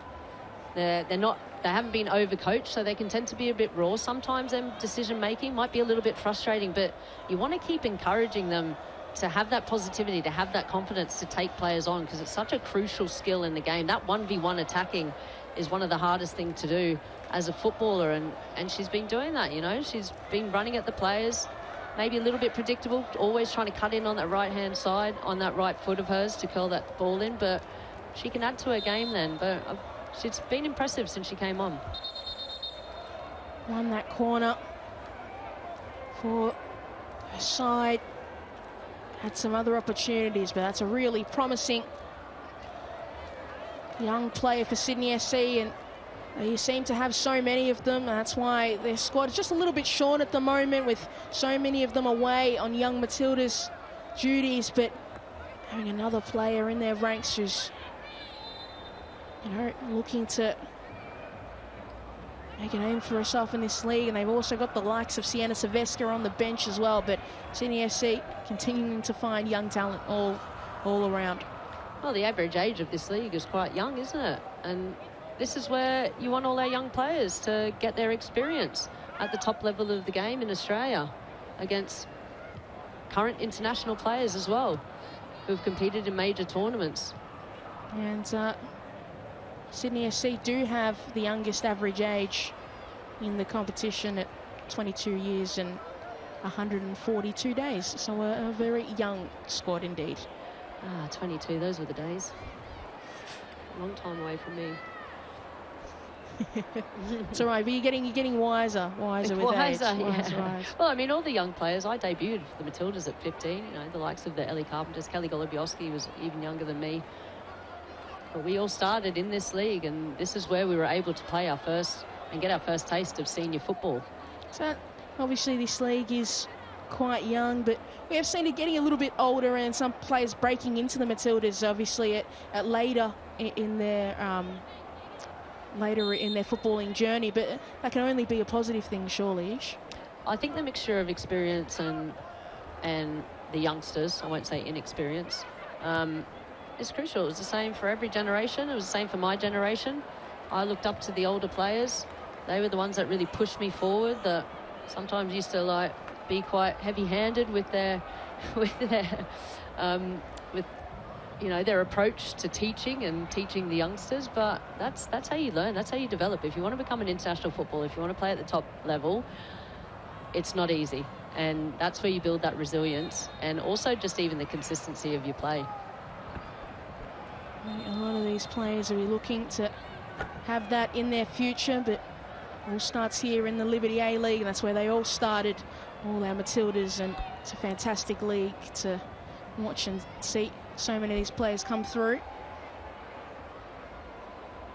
Harrison, high ball into the box, Makomsky underneath it, Abdul Massi with the follow-up effort, and calmly taken by Jada Wyman. Playing it out quickly for Vine.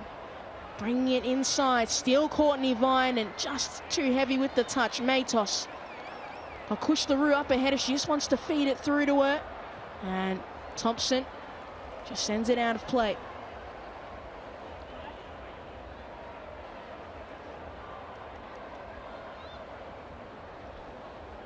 Into the box and cleared away by Tumeth, but not too far. Eunice looking to bring it down, and it'll be 5 minutes left for the Western Sydney Wanderers to see if they can find a point out of this game. They'll need to pick up the pace as Sydney SC making their way through. Connors certainly looked to be fouled, but still Vine, and slipped and just had the ball a little bit too far forward. Yeah, had plenty of space in front of her. Courtney Vine, I think she'll be frustrated with not making more of that opportunity. Had a nice first big touch. Then as Matos made her way across to close her down, just was a little bit indecisive. Looked like she may have wanted to cut back across her onto her left foot.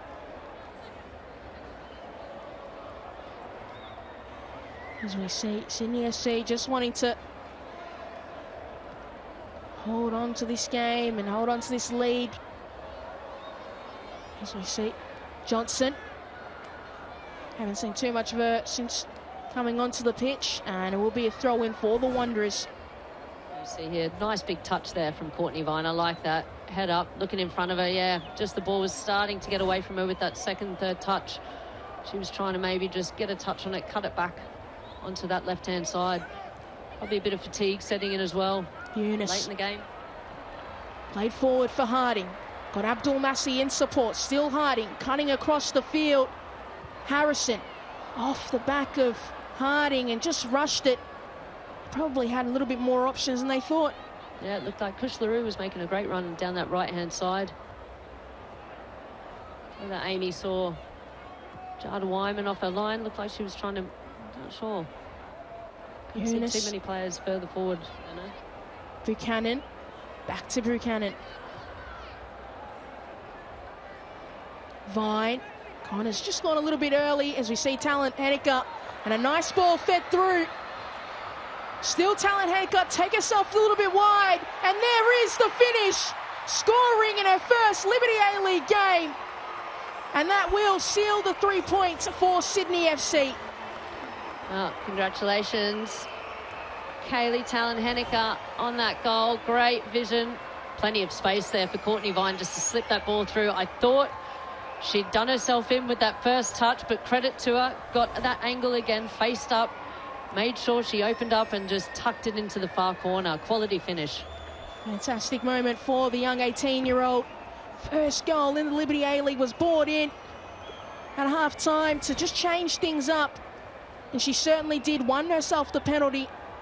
And then gets a goal to cap off a really great second-half performance. Yeah, that second touch, just cutting it back so she had that angle on her preferred right foot where she's been looking to do it all night, hasn't she, Pecua, where she could just curl it into the far post. And she finally got the opportunity and tucked it away. We'll see another one of those youngsters in Sienna Silvestre up against her former side. It's the Sydney Wanderers. And going to play the last few minutes in replacement of Courtney Vine as that ball's played forward for Shay Connors. Still Connors, if she can finish it, and just got the ball caught underneath her feet, and McComsky sends it away. Yeah, another opportunity goes begging. Just took the ball around Sham Karmas, who looks like maybe she got stood on there. She's struggling a little bit with that right wrist. It looks like she's holding it. Looks in a fair bit of discomfort. Just cuts across McComsky, takes that next touch, decides to go around her. Yep, steps on Sham Karmas's right wrist. Abdul Massi just sending it forward. It does look like all 3 points are secured for Sydney FC, but you never know. I think we'd be very surprised, wouldn't we? I think Sydney really got this game in the bag. Can they score another one? Talon-Henniker sending it through, brought down by Silvestre. Chevet to Johnson, back to Chevet. Silvestre with a heavy touch, and it will be a throw-in for the Western Sydney Wanderers. And you are right, she just certainly does look like in a lot of discomfort. Lucky for her, the game will be ending very soon. Yeah, I think Shay Connors stood on her foot as she took that ball around her. Sham Karmas being nice and brave. Yeah, does not look comfortable at all. And I think that's what also made it difficult for Shay Connors on that left foot to actually get a clean contact of the ball. It's been a good performance from Sham Karmas overall, though, as, feels a bit hard done by, but certainly has kept the score down for the Wanderers in the grand scheme of things. Yep, just come up with some decent saves in the first half.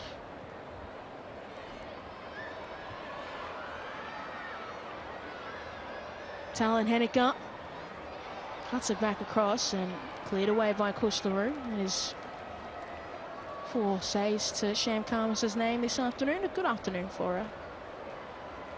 Obviously would have liked to have preferred that they didn't concede, but on her performance alone, probably gets a positive review. Yeah, absolutely. She's been pretty solid in goal. I think the opportunities that came her way, she wouldn't have had too much chance of saving anyway if Sydney FC had been more clinical.